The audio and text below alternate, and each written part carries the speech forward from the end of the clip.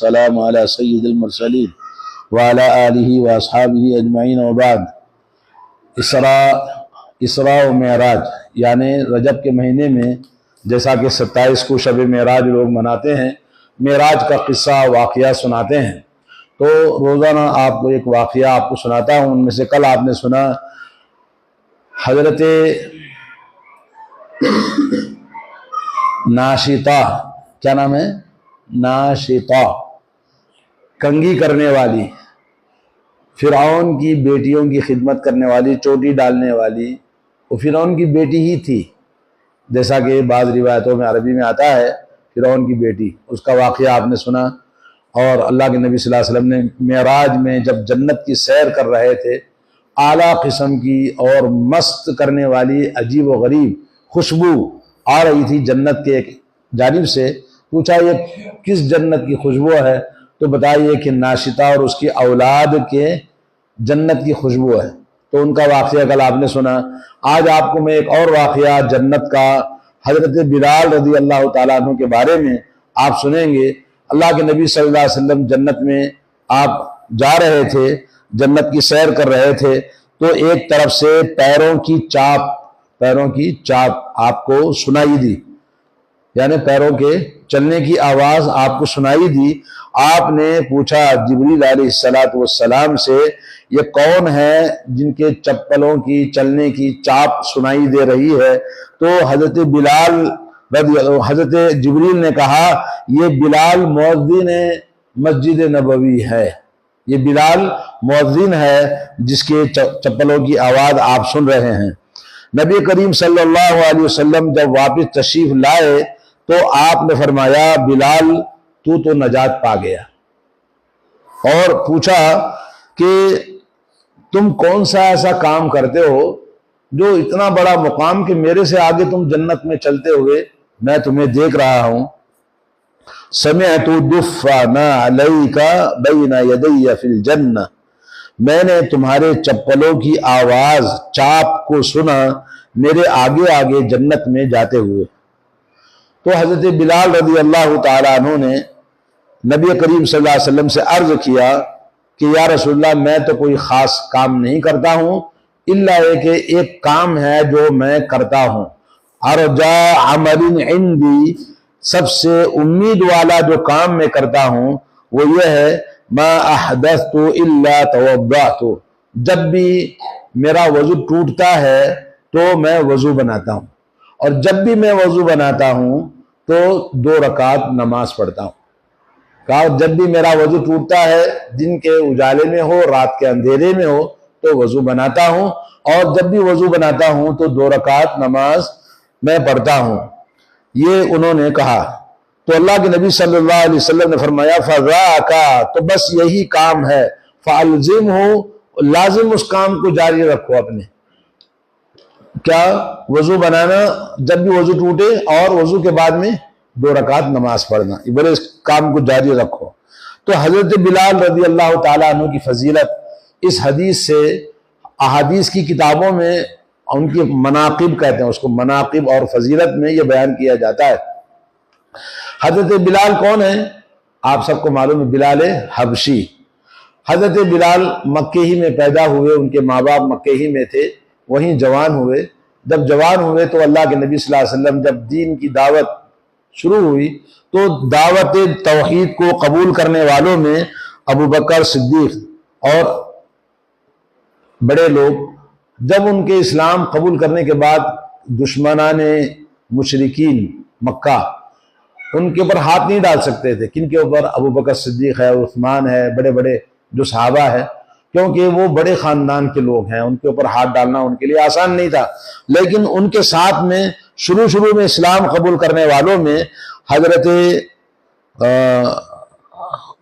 سمیہ ہے، حضرت عمار ابن یاسر ہے، حضرت صہیب ہے، اور حضرت مقداد ہے، حضرت بلال ہے۔ یہ لوگ چھوٹے کیٹیگری کے غلام لوگ تھے، تو ان کو لوگوں نے بڑی اذیت پہنچائی، بڑی تکلیف پہنچائی۔ حضرت بلال رضی اللہ تعالیٰ عنہ یہ غلام تھے، امیہ بن خلف القرشی، قریش کے سردار کے غلام تھے، تو ان کو اتنی اذیت دیتے تھے کہ جیسا کہ لوہے کا لباس پہنا کر، درع اسے کہتے ہیں، جنگی لباس، اس کو پہنا کر دھوپ میں ان کو ایسے ہی گرم چھوڑ دیتے تھے، یا یہ کہ ان کو جیسے کہا جاتا ہے گرم پہاڑ کے اوپر ان کے سینے پر گرم پتھر رکھ دیتے اور ان کو دو نوجوان ان کے اوپر مسلط کر دیتے، حرکت نہ کرے۔ تو اس طرح سے بڑی اذیت اور تکلیف دیا کرتے تھے۔ تو ابوبکر صدیق ایک بار ادھر سے گزرے تو کہا ان کے سردار سے، کب تک تم اس طرح سے اس مسکین کو تکلیف دیتے رہو گے؟ انہوں نے کہا تیری وجہ سے تو یہ بگڑ گیا ہے، اس نے اپنا دین چھوڑ کر بگڑ گیا ہے، تو اگر تجھے چھڑانا ہے تو چھڑا لے، سردار نے کہا۔ تو حضرت بلال کو انہوں نے خریدا ڈبل قیمت دے کر۔ تو عمر رضی اللہ تعالیٰ عنہ کہتے تھے، حضرت جابر کی حدیث ہے کہ بلال ہمارے سردار ہیں اور ہمارے سردار ابوبکر صدیق نے ان کو آزاد کیا ہے۔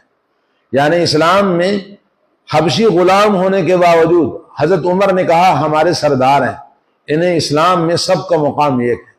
اور اللہ کے نبی صلی اللہ علیہ وسلم فرماتے ہیں السباق، یعنی سب سے آگے اسلام کے اندر جن لوگوں کا شمار ہوتا ہے سب سے پہلے میں ہوں عرب کے اندر۔ اللہ کے نبی نے فرمایا میں سب سے آگے ہوں عرب کے اندر، سب سے پہلا دین کا، اسلام کا دعوت دینے والا، اسلام کو لانے والا مسلمان۔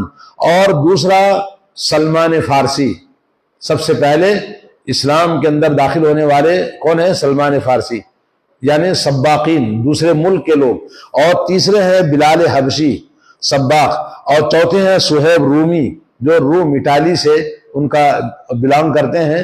تو اس طرح سے یہ ان لوگوں کا ذکر ہے جو معاشرے میں غلام تھے لیکن اسلام نے ان کو سردار بنا دیا۔ تو اللہ کے نبی صلی اللہ علیہ وسلم نے حضرت بلال کا جو واقعہ ہمیں بتایا، جس سے ہمیں یہ معلوم ہوتا ہے کہ وہ بلال رضی اللہ تعالیٰ عنہ جو غلام تھے، مگر جب اللہ کے نبی کی صحبت، اللہ کے نبی صلی اللہ علیہ وسلم کی صحبت میں رہتے تھے، حضرت ابوبکر نے خرید کر ان کو آزاد کر دیا تھا۔ خریدنے کے بعد میں بلال نے کہا ابوبکر آپ چاہے تو مجھے خرید لیا، میں تمہارا غلام ہوں، یا تم مجھے آزاد کرتے ہو تو میں اللہ کے لیے ہوں۔ تو انہوں نے کہا میں اللہ کے لیے تم کو آزاد کر دیا۔ تو حضرت بلال اللہ کے نبی کے خادم، اللہ کے نبی کے مؤذن، اسلام جب قبول کیے تو سفر میں ہو یا حضر میں، مکے میں ہو یا مدینے میں، جب تک اللہ کے نبی موجود تھے آپ کے بلال کیا تھے؟ مؤذن رسول تھے صلی اللہ علیہ وسلم۔ اور عبداللہ ابن عبد زید ابن عبد ربی، ایک صحابی ہے جنہوں نے اذان خواب میں دیکھا تھا، ان سے کہا تم اذان بلال کو بولو، بلال کو سناؤ، بلال تم سے زیادہ اندھا صوتن، وہ زیادہ آواز ان کی تیز ہے، وہ اذان دیں گے۔ چنانچہ ایک اور فضیلت ان کی آپ کو بتاؤں، جب مکہ مکرمہ فتح کیا کس سن میں؟ سن 8 ہجری میں، رمضان کا مہینہ تھا۔ مکہ مکرمہ غزوہ مکہ اسے کہتے ہیں۔ اللہ کے نبی صلی اللہ علیہ وسلم جب مکہ فتح کیا تو مکے کے اندر جب داخل ہوئے تو بلال سے کہا بلال کعبے کی چھت پر چڑھ کے اذان دو۔ تو بلال کو یہ شرف حاصل رہا کہ سب سے پہلے جنہوں نے مکے کے لوگوں نے بلال کو اذیت، تکلیف، ہر طرح سے مصیبت میں ڈالا تھا، آج بلال مکے کی اندر کعبے کی چھت کے اوپر چڑھ کر اللہ اکبر کی صدا بلند کرتے ہیں، اور مقام اور عزت اللہ کے نبی نے کتنا ان کا اونچا کر دیا تھا۔ حضرت بلال جب تک اللہ کے نبی مکے مدینے میں تھے، آپ کے ساتھ میں تھے، اذان دیتے تھے۔ اللہ کے نبی کے انتقال کے بعد میں انہوں نے کہا اب میں یہاں نبی نہیں تو میں جی نہیں سکتا، بے چین ہو جاتا ہوں، پریشان ہو جاتا ہوں۔ چنانچہ انہوں نے مکہ چھوڑ دیا اور دمشق ملک شام چلے گئے، وہیں انتقال ہوا۔ بعد میں ایک بار درمیان میں آئے حضرت عمر کے زمانے میں، تو لوگوں نے خواہش کی کہ ایک بار ہم آپ کی اذان سننا چاہتے ہیں۔ بولے میں اذان نہیں دے سکتا ہوں۔ اصرار کیا تو اذان کے لیے کھڑے ہوئے۔ جب اشہد ان لا الہ الا اللہ پہ پہنچے اور اشہد ان محمد رسول اللہ زبان سے نکلا، بے ہوش ہو کے گر گئے، بے ہوش ہو کے گر گئے۔ بولے نبی کی یاد ان کو آ گئی۔ تو اس طرح سے حضرت بلال رضی اللہ تعالیٰ عنہ کی بڑی فضیلت اسلام کے اندر موجود ہے۔ اور ایک فضیلت جو جنت کے اندر ان کو لے کر گئی وہ تھی وضو کا، جب بھی وضو ٹوٹے وضو بنانا، اور وضو جب بھی بنائے تو وضو ساتھ 2 رکعت نماز پڑھنا۔ حضرت عقبہ بن عامر رضی اللہ تعالیٰ عنہ ایک صحابی ہیں، کہتے ہیں ہمیں اونٹوں کو چرانے کا کام لگایا تھا، نوجوان تھے، تو صحابہ اکرام میں جو نوجوان تھے، نوجوانوں کو بڑا اہتمام کرتے تھے نبی علیہ الصلوۃ والسلام، نوجوانوں کی بڑی تربیت کرتے تھے، نوجوانوں کو اپنے ساتھ میں رکھا کرتے تھے۔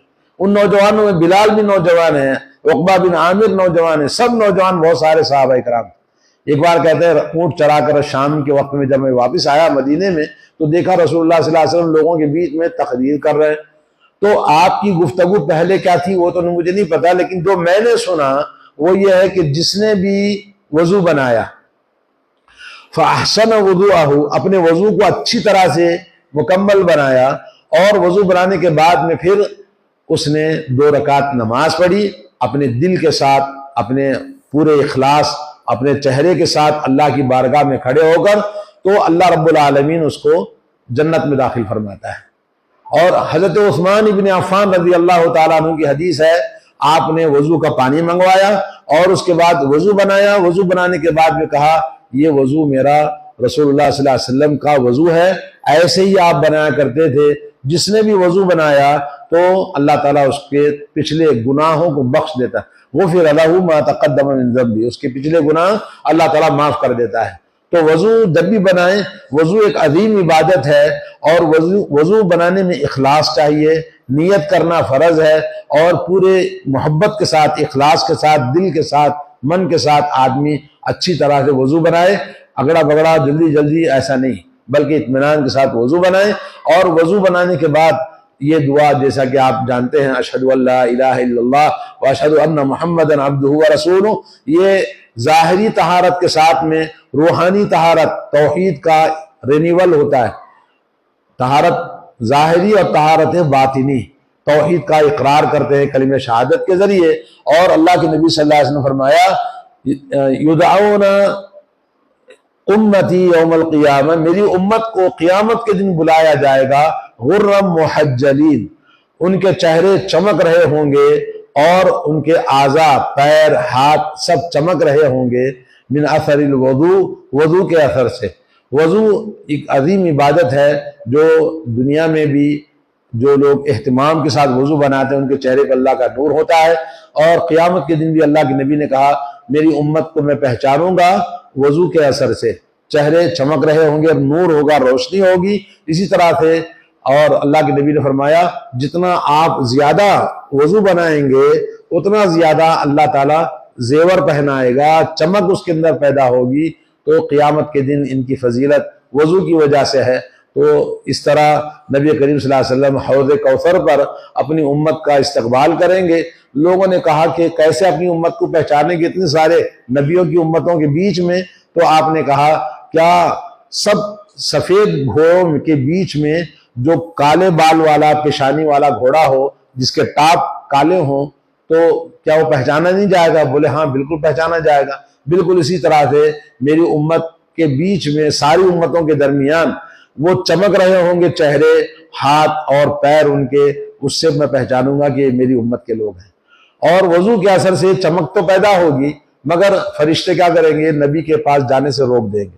تو نبی کہیں گے چھوڑو میری امت کے لوگ ہیں، تو فرشتے کہیں گے آپ کو نہیں پتا کہ انہوں نے آپ کے بعد میں کیا کیا دین کو بدل دیا تھا۔ تو اللہ کے نبی کہیں گے سحقن سحقن لمن غیر دینی لمن بدل دینی، ہٹا دو میرے نگاہوں سے ان لوگوں کو جنہوں نے میرے دین کو بدل دیا، نبی کی سنتوں کو بدل دیا، نبی کی سنتوں پر عمل نہیں کرتے، ایک اور انہوں نے اپنا دین بنایا جو نبی کی سنت نہیں ہے۔